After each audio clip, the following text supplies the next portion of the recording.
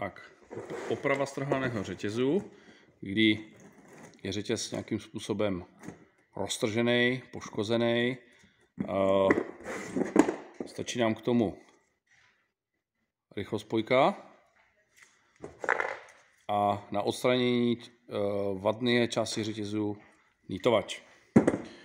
Řetěz, když se roztrhne, tak vlastně jeden konec většinou je takovej, že to je jakoby ta uší část, ten samec, a ta druhá strana má vlastně ten venkovní článek. On může být různě vykřivený nebo je nějaký prostě poničený. A tady tuhletu část my musíme dát pryč.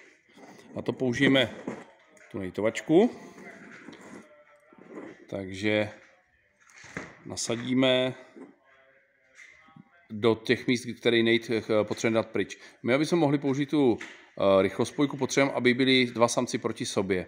Aby vlastně tam byly ty vnitřní články, ty hubenější, jo, tenhle je širší článek, a ten druhý je hubenější. Tak potřebujeme ty dva hubený proti sobě. Tady máme jeden hubený a my tady potřebujeme vyrobit druhý hubený, takže ten široký, který je většinou nějak poškozený, tak ho odnejtujeme. Dáme si tam tu část s tím nejtkem hnedka, co drží tu poškozenou část, takhle.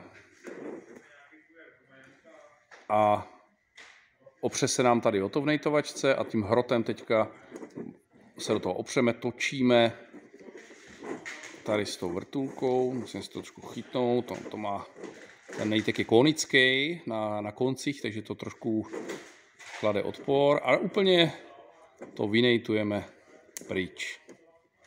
Tak nám to cvakne, zase to vytočíme,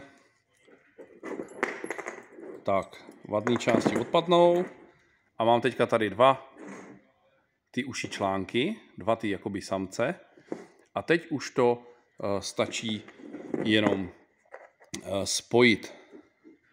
Na řetězech takových těch, který mají více pastorků, může být šipka, takže potřeba šipku dát po směru jízdy.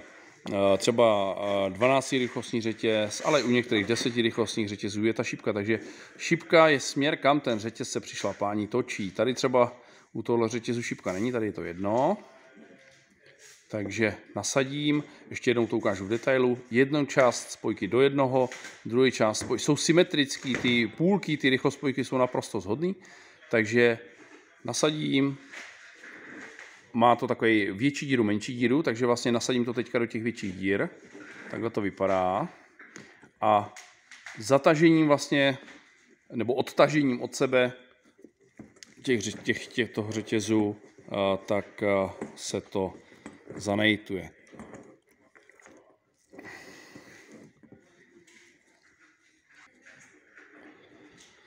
Tak je potřeba teda zabrat. Cvak, už to cvaklo, tak podívám se do detailu.